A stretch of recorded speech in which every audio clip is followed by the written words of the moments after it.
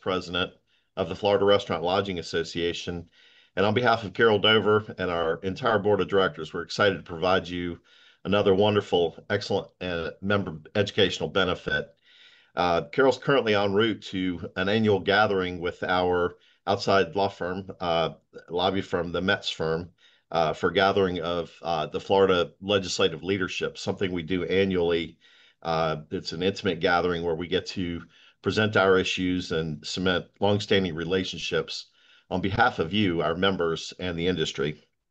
I want to also thank the FRLA RCS team for bringing this important issue to our attention. Those folks are in the field talking to our clients and members every day, and it's wonderful when we hear news from them that we can then act on and provide a benefit to our members. So thank you, RCS. Also want to thank my amazing colleague and our amazing FRLA Central Florida Regional Director, Mel Coffey, for bringing this together. So, on to the task at hand. Today, we're very fortunate to be joined by panelists from the Shuffield Lohman Law Firm, including attorneys Megan Nowicki and Keith Hess. Shuffield specializes in hospitality law here in Florida, and we're grateful to share their expertise with you today. A couple housekeeping details before we get started. Please submit questions in the Q&A box on your screen, and Mel's going to keep an eye on those throughout the presentation, and we'll consolidate and get to those as the program unfolds. So with that, Keith and Megan, welcome, and thank you so much for being with us. Thank you so much, Jeff. We look forward to being part of the educational presentation this morning. And on behalf of Shuffield Lohman, myself and Keith Hesse, really appreciate all the attendees and FRLA for hosting this good event and webinar to kick off our Tuesday morning. So we've prepared a PowerPoint and we've provided that to Ms. Coffey so that the members who attend this morning will be provided that as a courtesy. So we'll start off with how to be compliant with the Americans with Disabilities Act. And there are 5 specific sections under the Americans with Disabilities Act that all employers, business owners should be familiar with. And we've synthesized that here as in Title I relates to employment. Title II relates to public services. Title III relates to public accommodations, which is the website compliance. Title IV is the telecommunications. And then the 5th section or title is the miscellaneous kind of catch-all. And we will break each one of those down for you here. So the first one is the employment context of the Americans with Disabilities Act. This applies to employers who employ 15 or more employees. And it provides that any employer with 15 or more employees must provide reasonable accommodations to an employee who has a recognized disability under the ADA. So what types of accommodations can employers offer to those members of their organization? That could be providing quieter workspaces. That could be providing training or other written materials in an accessible format, such as Braille. That could be using the talk to text or telephonic device communications for their telephone systems so that individuals who are deaf would be able to engage and interact on a phone call just like any person who can hear. And then finally, time off for somebody who needs to receive medical treatment or go visit a medical doctor for their disability. The ADA provides that those persons are entitled to reasonable accommodations so long as they do not pose an undue hardship on the employer. Okay, so Section 2, then moving on, provides for, and I'm sorry, the EEOC, so the Americans with Disabilities Act is a federal law. It was passed in 1990, so this applies throughout all 50 states. And the EEOC is the federal agency that governs compliance under this first section or Title I. Here in Florida, we also have the Florida Commission on Human Relations that also governs disability discrimination and compliance for employees under the ADA. So the EEOC has in the past sued companies and employers whose websites were not accessible to their employees. So this is an internal and an external requirement for all companies to have websites that are compliant under the ADA for their employees and also to the public members. Okay, so under Title II, Section 2, the Public Services title. So what falls under a public services accommodation? These are things like your pool lifts, your public pool accessibility, selling event tickets for accessible seating for persons in mobile device or mobility devices, lowering drinking fountains so persons in a wheelchair would be able to access the same drinking fountains. And then also ramp access to any specific building or physical location. Those requirements under the Americans with Disabilities Act fall under Title II. The Department of Justice does enforce these requirements, and the Department of Justice has mandated that websites must be accessible for all local governments, counties, and that the standards that are promulgated by the Department of Justice be adopted and used by municipalities and cities. So then Title III, which is the really big reason why we are here today, this is the one that governs website compliance. So what falls under a public accommodation? So lists of examples include accessible restroom stalls, parking spaces. For every certain number of non-handicap parking spaces, you have a handicap parking space, permitting service animals to the general public within your company, and then websites and website content. So not only are your websites compliant, but any and all postings or content that is shared through your website is also compliant under the Americans with Disabilities Act. So there is no investigative agency or group that ensures compliance with the ADA under this Title III requirement for public accommodations. And so this really comes down to legal compliance, and the courts will step in and ensure that companies, businesses, are compliant in providing public accommodations and accessibility to their physical locations and also to their website locations.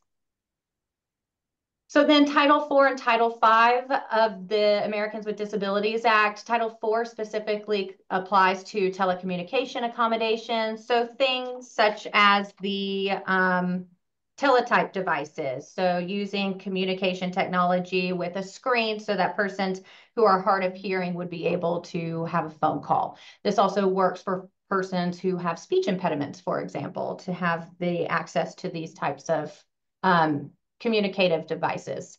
And then Title VII is the miscellaneous. So what would be or fall under a miscellaneous accommodation? This requires specifically that the U.S. Access Board issue certain accessibility standards and requires federal agencies to provide technical assistance to the public.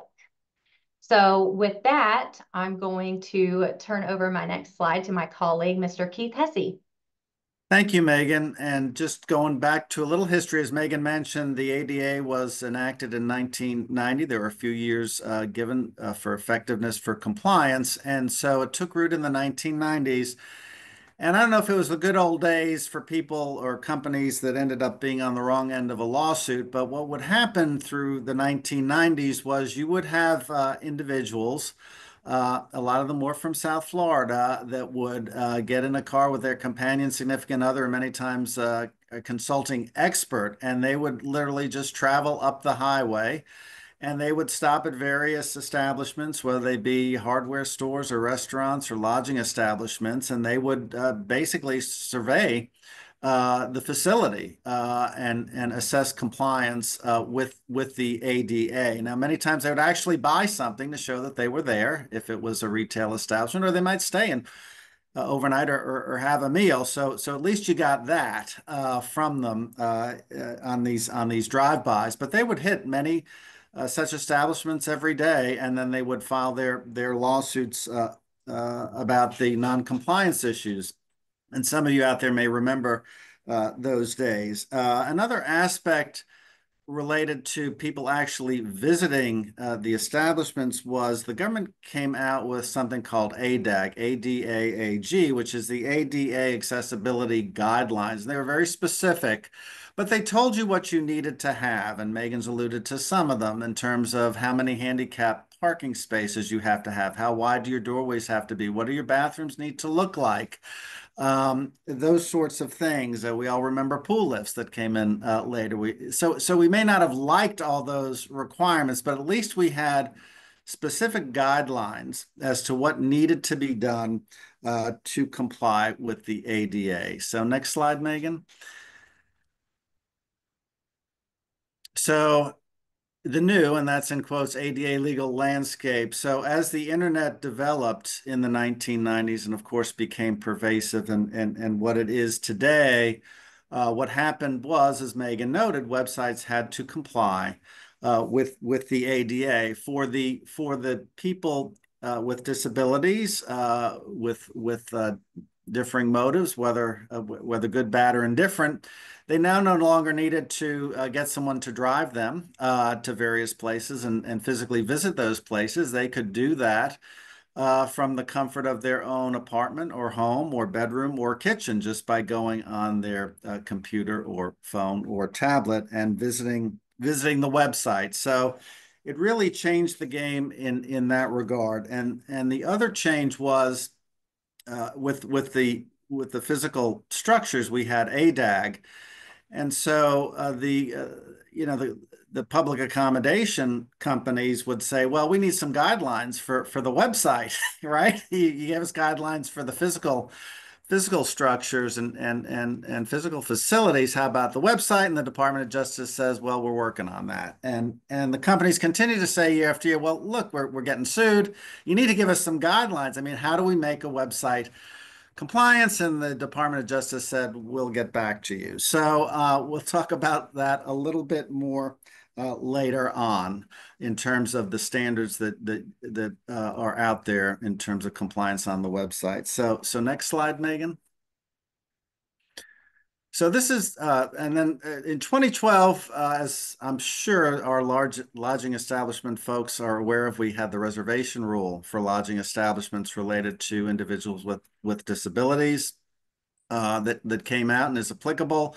And 2 points in it is that you have to ensure that individuals with disabilities can make reservations for accessible guest rooms during the same hours in the same manner as individuals who do not need accessible rooms. So if you've got a website, and everybody does, that means 24/7, you've got to make that website accessible for guests to make reservations, those with disabilities, because that's when people without disabilities can use that website.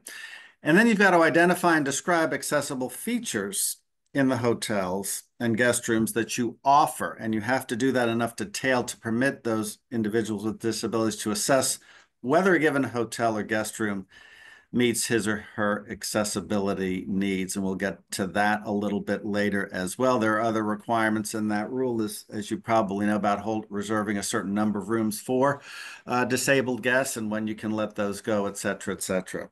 So this is the part of the program that I like to call the Scared Straight program. What do the statistics say? We have a number of entities that monitor this type of thing. So 96.3% of the top 1 million websites, these are the top 1 million in terms of use, that were tested in 2023 had detectable accessibility failures. The WebAIM is a project from Utah State University. I don't know why some universities focus on some things, but they do for a number of years. And that figure, that percentage has really not changed that much. The needle has not moved down despite the tens of thousands of website lawsuits that have occurred from at least 2015, 2018 to the present. And there are an average of 50 barriers to accessibility. So if you're asking the question, well, does my website comply? Well, maybe you're in that top 3.7%, just like every college athlete thinks they're the ones that are going to go pro, but likely not. Okay, next slide. So here are the actual statistics about the number of lawsuits. We had about 4,000 lawsuits in 2024. As we'll talk about a little bit, they can be in federal or state court. State courts now are getting more lawsuits each year. Since 2021, there have been more than 4,000 lawsuits each year. The trend is expected to increase for 2025, according to usablenet.com. And there have been 25,000 lawsuits with digital accessibility complaints. So next slide, Megan. So the three top states, and this has been consistent throughout all the surveys, are California, New York, and Florida for website ADA lawsuits. Now, why is that? Well, you know, they're three of the four most populous states in the country, number one. In terms of New York and California, they both have state law ADA legislation, and their state law legislation allows plaintiffs to recover damages as well as injunctive relief. And Megan will talk about the types of relief a little bit later. Florida does not, but Florida's Florida, so that's why Florida is in there. Also with New York. New York courts, and Megan will talk about venue a little bit later on, but New York courts, at least in interpreting and applying the state law of New York, say that the company doesn't have to be in New York. As long as the user is in New York, wherever the company is, they can be brought to court in New York State on website non-compliance under the New York version of the ADA. And as I said, both New York and California allow for damages. So what else do the statistics say? This is not cheery news. You can be sued multiple times, and I want to really emphasize this percentage. 41% of the lawsuits in 2024 were filed against a company that already faced a previous ADA website lawsuit. So the only thing worse than being sued is being sued again and again and again. And you can be sued, as I mentioned, certainly in New York, from anywhere, and you're in a New York court. The cases are split in other states and in other federal circuits and districts as to whether that would be the case. But you're not safe from those lawsuits in foreign, if you will, other state jurisdictions, and you're not safe from lawsuits even during remediation. Remember, they're different plaintiffs. Typically, you're only dealing with one plaintiff per lawsuit. If remediation is ongoing, another plaintiff can sue. And as we'll talk about later on, I want to emphasize remediation many times is not effective, which is unfortunate. So you can get sued again, as this chart, slide shows. Where can you be sued? We talked about that. Of course, we're all here in Florida, but conceivably anywhere in the country that your website can be accessed, right? Which means anywhere. You can be sued. And Megan will go into this a little bit more, but federal law, first of all, federal law provides for injunctive relief. That is a court order that compels you to get your website compliant, usually within what many would think would be a relatively very short period of time. It also allows the recovery of attorney's fees and costs to the plaintiff. And as I mentioned, California, New York among them, have state laws that allow for the recovery of damages. Ultimately, a federal court or any court is empowered to enter an order shutting down your website if it finds continued noncompliance with either the ADA or the court order. And I will turn it over to Megan for some noteworthy cases on compliance. Thanks, Keith. Well, it wouldn't be a presentation with lawyers if we didn't cite some law. So I will be brief, but wanted to bring to your attention some of the seminal case precedent in the 11th Circuit, which is where Florida is located. It's with both Georgia, Alabama, and Florida. And so in this noteworthy case, Gill versus Winn-Dixie, this is a 2021 case. Mr. Gill sued Winn-Dixie for having a non-compliant website because they posted coupons and things like that on their website. And even though he could go physically to the Winn-Dixie and use paper coupons, he said that he was discriminated against because he could not experience the website in the same way as other members of the public by accessing the coupons that were posted online. And so for that reason, they had discriminated against him and he filed suit. The 11th Circuit, however, upon review, and this case started in the Southern District of Florida and then was appealed up to the 11th Circuit in Atlanta. The 11th Circuit determined that websites themselves are not public accommodations. The court further ruled that Winn-Dixie's website did not otherwise violate the Americans with Disabilities Act and reversed the lower court ruling for the plaintiff. The result was basically it was dependent on the facts. And so I would like to kind of expand a little bit on this to let you know what this case was about. So Mr. Gill could not experience the same coupons, but Winn-Dixie, at the time that this lawsuit was brought to the 11th Circuit, did not offer its products for sale on its website. And so Mr. Gill could still go physically to the Winn-Dixie and purchase the products just like anybody else who wanted to purchase the products. So the 11th Circuit reviewed the facts of the case and said, well, because you can still purchase the same products as a person that does not have a recognized disability for website compliance, you have not actually been discriminated against to the extent that there's been a violation of the Americans with Disabilities Act. Now, I'd like you to keep that in mind when we talk about our next noteworthy cases. Haynes versus Hooters, Access Now Inc. versus Blue Apron, and Reed versus 1-800-Flowers. So in this first case, Haynes versus Hooters of America, this is another 11th Circuit case. It's from 2018, so a little bit before the Gill versus Winn-Dixie holding. And the court ruled that the defendant's assurance to an unrelated third party to remediate its website does not alone moot the plaintiff's claims for relief. So Mr. Hesse just referenced that remediation does not stop other plaintiffs from suing your company. And in this case, Hooters had been sued by a third party in the federal court and had reached a settlement with that third party to get their website compliance. In the interim of bringing their website into compliance, another person sued them for having a non-compliant website. Hooters argued that because they were working towards resolving the non-compliant website, that the claims in this second lawsuit were moot, and the court disagreed. The court said, well, you had no proof that you were bringing your website into compliance. Your website at the time this other person or this other plaintiff experienced your website was not compliant, and so we're going to allow their lawsuit to continue against you, even though you were already working towards a settlement with another plaintiff. And so it's important to note that remediation cannot be used as a defense against another party suing for non-compliant websites. Then in Access Now versus Blue Apron, this is actually a case out of New Hampshire, so not applicable to Florida. However, if your website can be experienced in New Hampshire, if you advertise your hotel to individuals in New Hampshire who want to escape the winter and come down and enjoy the beaches here in Florida, then you could be sued in New Hampshire, as Mr. Hesse said.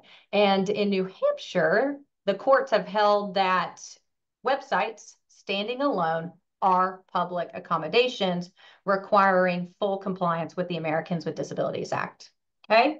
And in addition, Mr. Hesse also mentioned New York, this Reed versus 1-800-Flowers.com case in 2018 held that the Americans with Disabilities Act broad and expansive non-discrimination mandate reached goods and services provided by covered entities on websites over the internet. So if you market your restaurant to individuals in New York, you market your lodging or hotel accommodations to individuals in New York, then you could be sued in New York and be held to these standards of New York that says that your website must be fully and completely compliant with the Americans with Disabilities Act. Then two other cases, and then I promise I'm done with specific case law. Robles versus Domino's Pizza LLC. This is a good case to compare to the Gill holding, and why I asked you to keep the Gill holding in mind. Because the 11th Circuit spent quite a bit of time, in their opinion, comparing and contrasting the Robles case that's issued out of the 9th Circuit, that's California, Hawaii, and I think Alaska, maybe Oregon. Nevertheless, it's the federal court that oversees those states. The 11th Circuit here compared the Robles holding and contrasted it because in Robles, because the Domino's Pizza sold their product, specifically pizzas, for order through both their app and their website, the 9th Circuit Court of Appeals deemed that the website and the app, if you have an app for that, make sure you pay attention, that the app were considered places of public accommodation and were required to be compliant with the Americans with Disabilities Act and required to be website compliant. And the 11th Circuit took that as a point to distinguish the Winn-Dixie case, because Winn-Dixie wasn't selling their groceries online, which was how they were able to separate the two. Then we have Murphy versus Humboldt Clothing Company. This is a case out of the Western District of Pennsylvania in 2021. And that court held that the mere operation of an interactive website should not subject the operator to jurisdiction anywhere in the world. However, if the defendant, the company, the hotel, restaurant, lodging business availed itself of conducting activity in the forum state by directly targeting its website to the state, knowingly interacting with residents of the forum state within its website, or through sufficient other related contacts, then they avail themselves to the jurisdiction of that state. And so we all have seen the Pure Michigan advertisements. And so if you have your logo associated with one of those advertisements in Pennsylvania, Illinois, Michigan, Minnesota, New York, you could be availing yourself, purposefully availing yourself to the jurisdiction of those states, which may have a different criteria and a different perspective and precedent on ADA website compliance than the 11th Circuit. So be mindful where you advertise. So then let's bring it back home to Florida and Loeffler versus every hotel or motel in the state of Florida. So Deborah Loeffler, I've actually been an attorney and represented a hotel against Miss Loeffler in the Northern District of Florida over in the Pensacola area. And Miss Deborah Loeffler is a tester plaintiff, and she's filed approximately 600 Americans with Disabilities Act website compliance lawsuits throughout the country. In 2019, just for illustration, she filed over 55 cases in the Northern District of Florida against hotels only in 1 year. So she files these cases all over the country, and the primary issue that's argued as a defense to her lawsuits is that she is a tester, meaning somebody with a disability who tests a hotel website for compliance but never intends to stay there. And so Miss Loeffler, she goes on to your hotel's website. She looks and sees if she can see what rooms are accessible, ensures that she can reserve an accessible room, and what kind of limitations are included in that room to determine if the accommodations within that room would suit her disability needs. And if your website does not have those information throughout the reservation process, then she may never intend to stay at your hotel. But because she cannot adequately identify what the accessibility limitations are within that room or what accommodations could be provided to her in that room, she can file a lawsuit against the hotel. Now, the federal circuit courts differ on whether she has standing to proceed with those lawsuits. And in 2023, there was actually a case out of Maine where Ms. Loeffler was the plaintiff, and a defendant said that she did not have standing. She never intended to go stay at the hotel in Maine. She was never going to go there, and so she would not be able to file a lawsuit.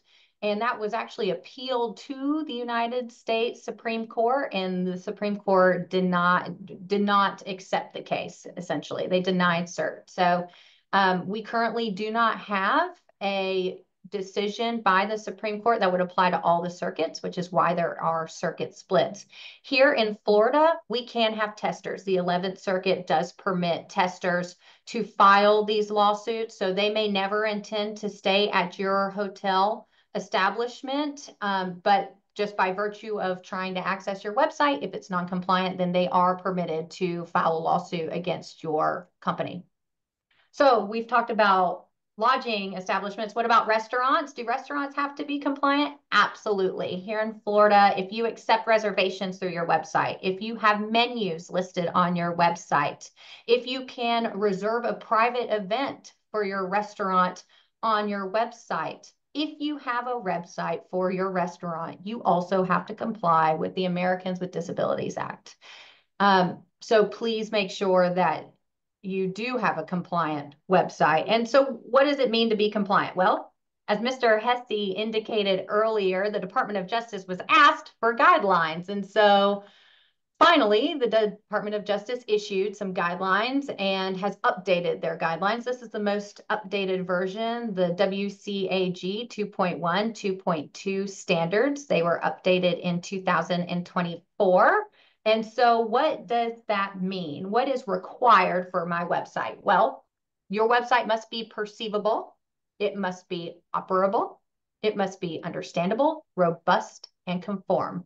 So what do each one of those words mean? I hear the words, I see the words, but can you give me some explanation? Of course, I'm happy to give you some explanation. So perceivable, that there are alternatives to text. So there's a read aloud function on your website so that if a person is hard of seeing or is blind, they can hear what is written on your website.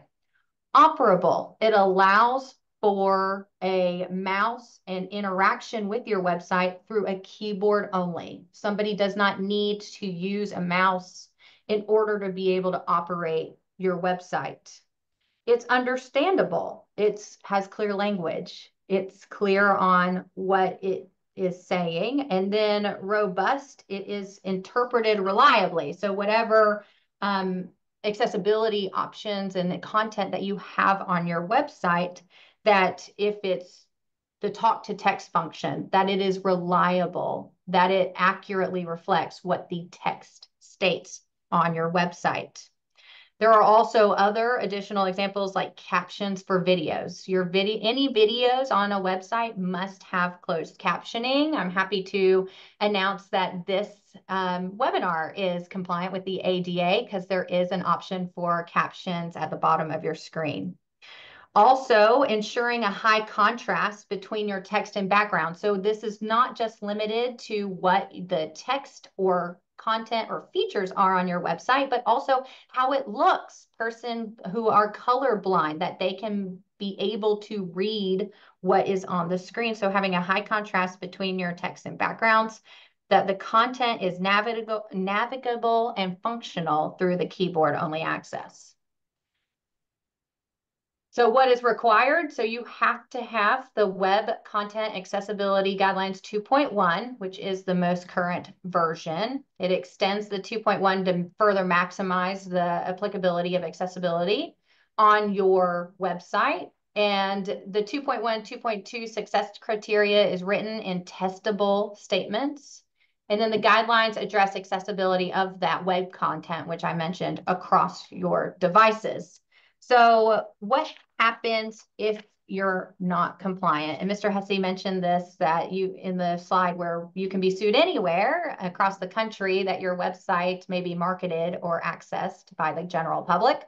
So injunctive relief, that a court orders that within a certain number of days that your website be compliant. And if it's not, you can be penalized. Attorney's fees for the plaintiff for having to bring the lawsuit to bring to your attention that your website is not compliant. The expert fees, if any experts are required to provide a report stating that your website is not compliant on the date or prior to the date that the lawsuit is filed. And then, as Mr. Hesse mentioned, depending on the jurisdiction and venue of the state, any additional damages that may be permitted by the state law. So with that, I turn it back over to Mr. Hesse. Thank you, Megan. Just one quick point on the WCAG, the Web Content Accessibility Guidelines. Those were not promulgated by the Department of Justice or any other governmental entity, unlike ADAG for the physical and facility structure requirements. That's an industry group, the World Wide Web industry group that addresses website accessibility issues. So that is really an industry standard, but that has been adopted by the courts that have considered these cases. And the Department of Justice basically said, well, we haven't done our job, but that sure looks good to us. So, you need to comply with that. And so up to now, we've gone over a lot. I'm sure it's been very fascinating for you about some of the cases and venue and other legal concepts. But you're asking, okay, what are we supposed to do now? Now, remember, 96.3 of the top 1 million websites don't comply and have a number of accessibility barriers. So what are you supposed to do? Three things. You want to test, audit, and remediate your website. We're going to talk about that. And we're going to talk about human testing versus software or automated tools testing. And there is a tax credit, another advantage for small businesses that engage in that website remediation. So if there's one takeaway from this that I want you to really focus on, do not use or rely on all the things I've listed there, okay? There is no silver bullet. There is no magical cure. This includes AI, and we'll talk about AI in a little bit. But don't think and don't believe anyone who says, well, I can remediate your website in 48 hours just by using certain software overlays or apps, plugins, or widgets. Put something on your toolbar that can be used for accessibility issues. It just doesn't work. And the last bullet point is illustrative that almost 25% of the companies that were sued in 2024 tried to do that. They tried to use an accessibility widget or overlay or app on their website, and they were sued anyway. So they went through it. They thought they were good. They weren't good. And they've been sued as a result of that. So next slide, Megan. What about AI? It is not a foolproof testing measure. We all have our experiences, anecdotes, stories, et cetera, about AI. We do in the law. You probably do in other industries as well as some of the results you get from AI. So you cannot rely. And I'll talk in a few slides about a company that offered an AI software product. You cannot rely on AI to make sure your website is compliant. Now it does offer additional tools to persons with disabilities, as mentioned there, in the form of chat box, screen readers, and other enhancements. For example, Be My Eye. So AI does have promising tools. Now you can't compel, if it's on the user, you can't compel them or say, well, you should have been using those types of tools. But to the extent they become embedded, which we are finding is increasingly the case, then those tools would be available. So there are three types of testing, right? There's the automated testing, which unfortunately some companies, as I just mentioned, rely on solely. And that's automated software programs. And that basically does a crawl through your website. The statistics show that those programs and devices only detect about 30 to 40% of your deficiencies on your website. So how can you remediate things you don't know 60 to 70% are deficient if all you're seeing is 30 to 40% of what's out there, okay? Manual, that is the use of human testers to review. You have to have the use of human testers to review. You just cannot rely on the automatic tools, even AI, to do that. I mean, why human testers? Because they're aware of the many combinations of use that disabled Americans may have with your website. They're aware and familiar with the assistive technologies. Okay, Megan mentioned a few of them. So disabled will utilize various apps and other technologies such as JAWS or VoiceOver that they'll put on their devices to enable them to access the website. And so the human testers can actually see how those interact with the website. They have to be familiar, if you go back one, they have to be familiar with the website code, right? This is not something for the, I don't want to say average, but your IT person, okay? This is very specialized. It's not just an IT person, but these website testers are and do have to be familiar with the code. They have to be familiar with the requirements of the WCAG, the Web Content Accessibility Guidelines that are put out. They are. And then they are aware of sort of the legal difficulties and the types of things the plaintiffs look for, right, in website accessibility issues. So they do have experience in those types of things. So you absolutely, any company that you are talking to about auditing or testing your website, you must insist that they have manual review, use of human testers in that regard. And then when they're done testing, that that they can, as I mentioned and indicated, the assisted technology. How does now your website interact with the software products and other devices that users typically use to assist them in navigating through your websites. Okay, go ahead in the next slide. Go there. So why is each step critical? I'm not going to name the company, but in April of this year, the Federal Trade Commission fined one of the biggest players in the website remediation field. They had over 20,000 customers, $1 million for false advertising and fake customer reviews about its product. And that was an AI software product that they were advertising that could make websites accessible, and it didn't make websites totally compliant. So that is a big lesson to learn. And in fact, a list of their clients, and you'd recognize the names of their clients and customers, is actually available on the web to plaintiffs and plaintiffs' attorneys, so they can focus on the companies that have used this remediation consultant to supposedly get their websites compliant and didn't do so. And so that is a very cautionary tale in this regard. And so with that, embedded compliance, I do want to talk about that. Megan and I have been talking about that. Do you link your content to other website hosts, such as YouTube for videos or Reddit, for example, or Google for reviews? And if you do, and if that is made available on those websites, you were likely compliant just for what you have put on their websites. Doesn't mean your website's compliant, of course.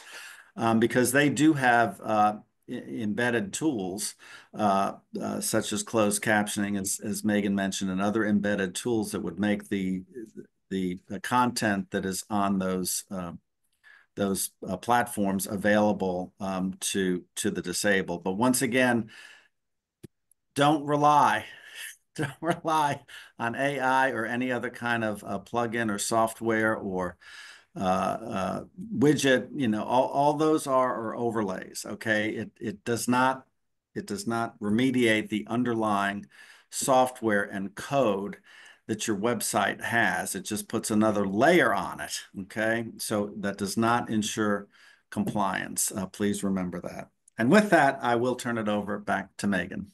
So what to do if or when you are sued. So the last thing that I think either myself or Mr. Hesse would recommend is that you do nothing and ignore it. Don't do that. It is not the best problem-solving method, especially when it comes to receiving an ADA Title III lawsuit, because if you are unaware that your website is not compliant and you ignore the lawsuit, an injunction could be entered against your company. The plaintiff could establish fees that she or he should be awarded as part of that lawsuit, and your website remains non-compliant, and you have a risk that more lawsuits will be forthcoming. As Keith mentioned earlier in today's presentation, some 40% are sued again after they've been sued once. So do not ignore it. Face the lawsuit head on, promptly obtain counsel to timely respond to that lawsuit, and then obtain the advice about how to come into compliance, how to work on your website if it is non-compliant. And then also, how do you resolve the lawsuit? Should you fight the lawsuit? Should you incur the cost of attorney's fees, or should you resolve the lawsuit? So what does a lawsuit typically look like? So you're served with a complaint. Sometimes it includes an expert report that states what insufficiencies and outlines the insufficiencies of your website. And they've already captured the noncompliance of your website by the time you're served with a complaint. There is no letter or notice that they have to send to you to make you aware that a complaint is forthcoming. They can just come to your business, the lawsuit's already filed, and hand it to you, and you then have the answer deadline to respond to that lawsuit. The courts typically, and in federal court, they will enter a special scheduling order just for website compliance and ADA compliance cases. So you will have specific deadlines and timelines in these types of cases to respond to. And it is important to note that the plaintiff already likely has all the evidence that they need to show that your website is not compliant if you were to challenge the lawsuit in court. So what do?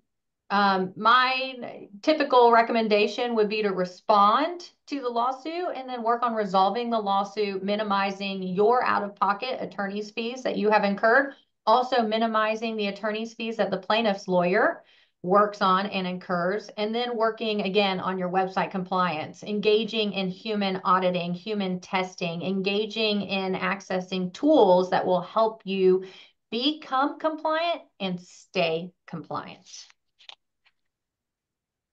But as Keith and I kind of mentioned, he and I have been going back and forth about these embeddedness technology that continues to evolve. And it sounds like potentially good news is on the horizon as website compliance gets easier and better, hopefully as technology evolves. So technology is working towards creating a more inclusive, enhanced experience for digital accessibility for all persons. And as Mr. Hesse mentioned, it doesn't mean that these persons avail themselves or use the technology. However, platforms like YouTube, Reddit, Google make it easier for your website to come in compliance. I think emails are currently, Microsoft Outlook is currently coming into compliance with emails. And so depending on what platform you're using, you may not have a choice. Some of these items are going to start being embedded, which only further helps you. But it is not fail-safe, as Mr. Hesse mentioned, that you still need to engage in those human audits. And with that, I hope that we left enough time to answer any questions that y'all may have for myself and Mr. Hesse. And thank you so much for attending our webinar this morning. And we do have a couple questions.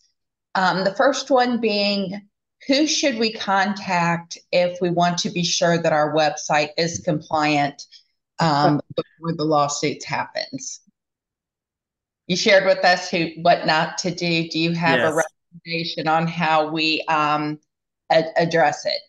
Yeah, I'll give you, I think that there's sort of two questions in one. Obviously, I think Megan and I would both say when the lawsuit happens, and maybe, you want to do it before the lawsuit happens, right? You want to go out and audit and test. So whether it's when the lawsuit happens or as part of the remediation, when you find yourself in a lawsuit, I did emphasize the human testers and sort of the resource knowledge that they should have and experience. I'll give the group three names with no particular ranking that do have very good reputations and have built up quite a bit of experience in this regard. One is usablenet.com. In fact, they were on one of the slides. They do a lot of follow-up and observation and with respect to ADA website compliance, and they do also utilize folks for auditing and compliance testing. So usablenet.com. Propeller Works Media also is very highly regarded.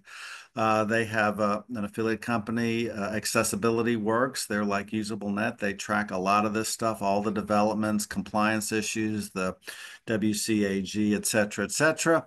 And another one is Lighthouse Works, which is here in Central Florida, where Megan and I are. We have personal experience with them. I have personal experience with all three. But they're very good in terms of human testing, diagnostic, assessment, et cetera, and getting your website in compliance. Perfect. And then the next question, if you could clarify what you said, if your website is linked to YouTube or Google for reviews, are you ADA compliant? if you could clarify that statement. Yes. So your website may not be compliant, but because you're linked to Google or Reddit or YouTube, when a user clicks the link on your website and it takes them to that other platform, the YouTube, the Google, the Reddit, those platforms offer the accessibility. It also reroutes them away from your website. So that's content, though, that's accessible, not It is the content. entirety of your website, That's correct? right. It doesn't alter your background, and making sure that your background in text obviously has the high contrast that is required and some of the other requirements within your own website. Perfect. Thank you. I did want to note, Mr. Hesse, how often should I audit my website? We talked about WCAG 2.1. Megan mentioned that it was updated in 2024. I mean, once we come into compliance, are we good? Well, no, you're not for various reasons. They're always updating it. It started out with 2.0. 2.1 is going to be good for another couple of years until 2.2 comes in effect. So, best practices, and you hate to think, well, is the cure worse than the disease? But it isn't. Best practices, what many recommend, I think the three entities that I mentioned would recommend, is you should at least do some type of audit on a yearly basis, number one, or number two, anytime you're really in any significant way updating or expanding or changing your website. I mean, companies do that frequently, right? I mean, it's not a static type of thing. So because of those two reasons, the standards are changing, right? And then your website's changing, right? And then AI is coming in. You've got more embedded tools. So what they recommend best practices is every year or so you should have an audit done of your website. Wonderful. Thank you so much for your time today. I will send out a copy of the video by the end of the day and the links to the three companies that Keith mentioned during the presentation. And thank you so much, Keith and Megan. That was a little frightening, but very informative. So we're at least armed now with the knowledge of what we need to do. And it's a little bit scary, but thank you so much for sharing your knowledge and expertise with us today. Last call for questions. We got just another minute or two. Not seeing anything in the chat box. I did see a number of our commercial seafood partners. The Southeastern Fisheries Association is we are corresponding members of each other's organizations and share some members that are both commercial fishers and restaurateurs. And they unfortunately have had some firsthand experience with this. So I'm glad to see those folks on the webinar today. Last call for questions. If none more, not seeing any, we appreciate the time, and we'll give you back about 7 minutes of your day. Thank you, everyone. Okay, great. Thank you. Thank you.